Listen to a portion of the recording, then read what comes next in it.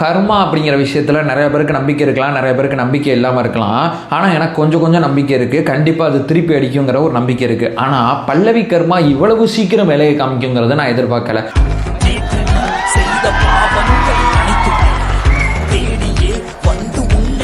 எனக்கு எங்கேயாவது பேனர்ல பேர் போடலனா சண்டை போடணும்.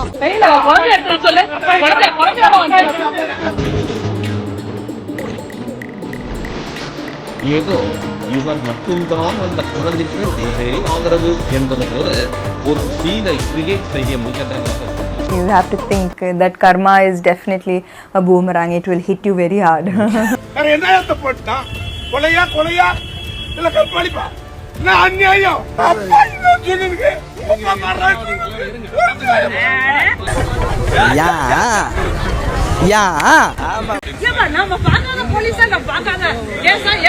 பாளையங்கோட்டை ஜெயில தான் படிச்சத வேலூர் ஜெயில வெள்ளை அடிச்சு வாடகைக்கு விட்டு கொடுத்துறான். பல ஆண்டுகளா மதுரை ஜெயில மைதானம் அமைச்சு மல்யுத்தம் நடத்தின பம்பறாங்க. நம்ம பார்க்காத போலீஸா, நம்ம பார்க்காத கோட்டா ஏங்க ஃபீல் பண்றீங்க என்று அரியப்பனை தேற்றும் இவர்தான் ஜென்சி திமுகவின் ஒருங்கிணைப்பாளர் அன்பானந்தம் அரியப்பனின் தாயார். பணத்தை இவங்கிட்ட கொடுத்துட்டு மேடத்தை புக் பண்ணிட்டான்னா ஓன் டேஸ்ட் ஏன்டா இப்படி இருக்கு? அட பஞ்சாயத்துக்கு நல்ல பேசுறீங்களா? உன்னை பையன் கொலை பண்ணிட்டு போல கொள்ளடிக்கல எதுமே அவன் யாரும் ஏமாத்தல. அவன் இந்த தமிழ் இனத்துக்காக தான் அவன் வந்து பேசினான், தமிழ்நாட்டு மக்களுக்காக தான் பேசினான். டேய் ஏதோ பேசுறதுக்காக நான் பேசிட்டு இருக்காத, நேரத்தை கடத்தாத, நல்ல விவரமா பேசு. தாய் 8 அடி பாய்ந்தால் குட்டி 10 அடி பாய வேண்டாமா? அதான் அன்பானந்தம் அரசியல் விமர்சனம் என்ற பெயரில் தமிழ்நாடு முதலமைச்சர் விஜய் குறித்தும் அவரது மனைவி மற்றும் மகன் குறித்தும் வரைமுறை இல்லாமல் பேசி பல நூறு அடி பாய்ந்து அவன் கூவார் வந்து ஓங்கி பிரேக் போட்டான், அவன் தலைக்கு மேல டைவ் அடிச்சு நடு கூவாத்துல விழுந்துட்டான்.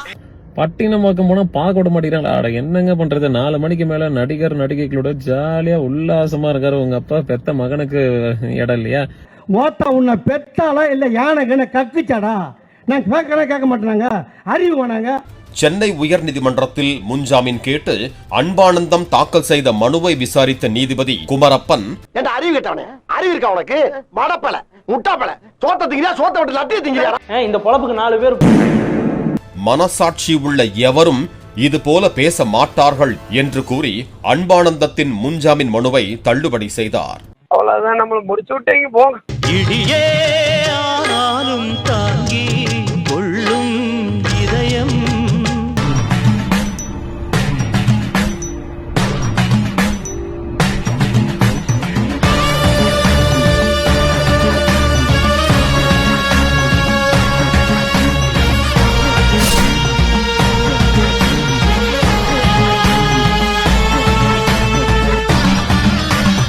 நம்ம சேனலோடைய வளர்ச்சிக்கு நீங்கள் கான்ட்ரிபியூஷன் செய்யணும் அப்படின்னு நினச்சிங்கன்னா இந்த QR கோட் மூலமாக உங்களால் முடிஞ்ச அமௌண்ட்டை நீங்கள் கான்ட்ரிபியூஷனாக நம்ம சேனலுக்கு அடிக்கலாம். நன்றி. இவர் வந்து மாவட்ட கோர்ட்டில் முன்ஜாமீன் கேட்டார், முதல்ல கொடுக்க முடியாதுன்னு சொல்லிட்டாங்க. அதுக்கப்புறம் உயர்நீதிமன்றத்தில் கேட்டார், உயர்நீதிமன்றத்திலே அந்த முன்ஜாமீன் மனு தள்ளுபடி செய்யப்பட்டுச்சு. போலீசில் சிக்கினால் பிளந்தெடுத்து விடுவார்கள் என்று அஞ்சி நீதிமன்றத்தில் சரணடைய முடிவு செய்தார். வண்டியை ஓடத்துக்கு வேணா எங்களை அரெஸ்ட் பண்ணிக்கிடுங்க, ஆனா இந்த கடப்பாறை எடுத்து அவன் நடு மண்டையில இறக்கி பின்னால் ஓடி வெளியே எடுத்துருவேன்.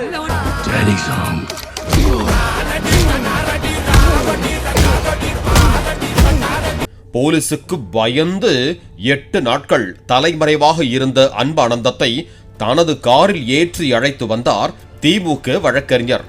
கார் நீதிமன்றத்திற்குள் நுழைவதற்கு முன்னதாகவே போலீசார் காரை மடக்கினர். நீ பழனிக்கே பால்காவடி எடுத்தாலும் ஒரு அடி நகராது. காரை சோதனையிட வேண்டும் என்று போலீசார் தெரிவித்த நிலையில் வழக்கம் போல திமுக வழக்கறிஞர் அணியினர் போலீசாரிடம் தங்கள் வாதத் திறமையை காட்டினர்.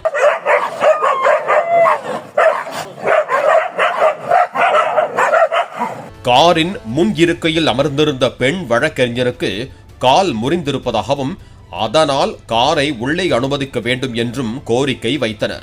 இதெல்லாம் நடக்காது தம்பி, நடக்காது கண்ணு. அதனாலே நீ உன்னை திருத்திக் கொள், காக்கா பிடிக்கிற வேலை நடக்காது. போலீசார் அந்த காருக்குள் பதுங்கி இருந்த அன்பானந்தத்தை கைது செய்வதில் குறியாக இருந்தனர். இல்லப்பா, நாளைக்கு போட்டு தர்றேங்கிற கையெழுத்த சார் இப்ப நீங்க வரலனா சார் ஒரு மோளம் வச்சு மாலை போட்டு கூட்டிட்டு போய் கையெழுத்து வாங்குவேன் சார். கால் முறிந்ததாக தங்களிடம் தர்க்கம் செய்த திமுக பெண் வழக்கறிஞர் கோர்ட்டுக்குள் சர்வசாதாரணமாக நடந்து வந்ததாக தெரிவித்தனர்.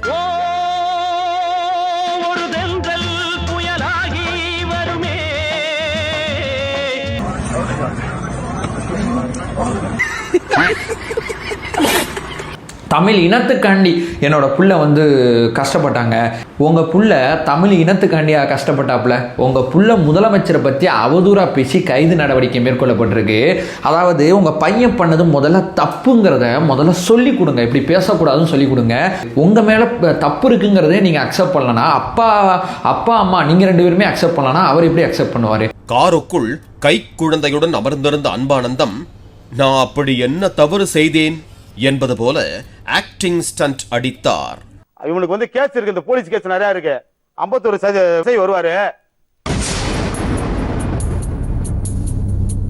அப்படியுமா அவரு போன பிறகு அப்படி சும்மா அப்படி சில்லுன்னு வரும் மேடம். அவரது மனைவி, தாய், தந்தை எல்லோரும் இருந்தாலும் ஏதோ இவர் மட்டும்தான் அந்த குழந்தைக்கு ஒரே ஆதரவு என்பது போல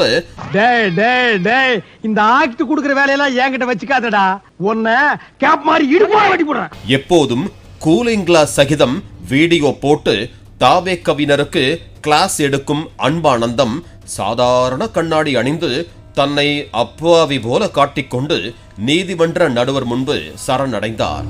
மேடம் அப்படின்னு சொன்னா பாத்தீங்களா, பச்சை பொய்யாது. அவன் எப்படி உட்காந்து சீனு பாருங்க, ஒரு அப்பாவி பிச்சைக்கார மாதிரி உட்காந்துருக்கான். இவனோட நடவடிக்கை வெளியில விட்டு பாருங்க, அவன் நல்ல ஆக்ஷன் பண்ணுவான்.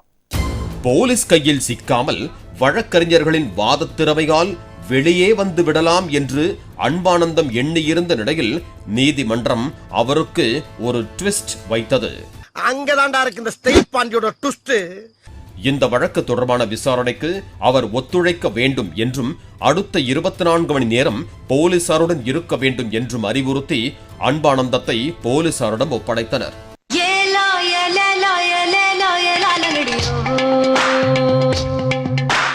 நீதிமன்ற வாசலில் காருக்குள் இருந்தபடி தான் மேற்கொண்ட அத்துணை ராஜ தந்திரங்களும் வீணான நிலையில் ஆபாச மற்றும் அவதூறு பேச்சு தொடர்பான வழக்கில் போலீசாரிடம் வசமாக சிக்கி இருக்கிறார். சினம் கொண்ட சிங்கத்தை சிறையில் அடைச்சிங்கன்னா அது செல்லையே செதச்சிரும். பரவாயில்லையா? யாரு செதட்டுவாங்கன்னு தெரியும், உள்ள போ.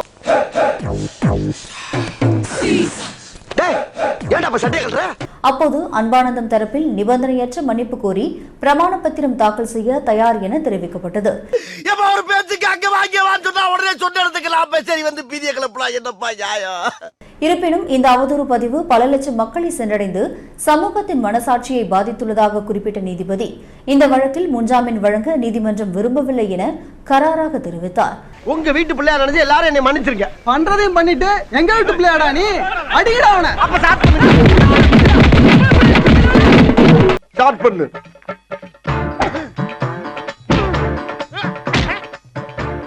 இங்கிட்டு வா. அப்படியா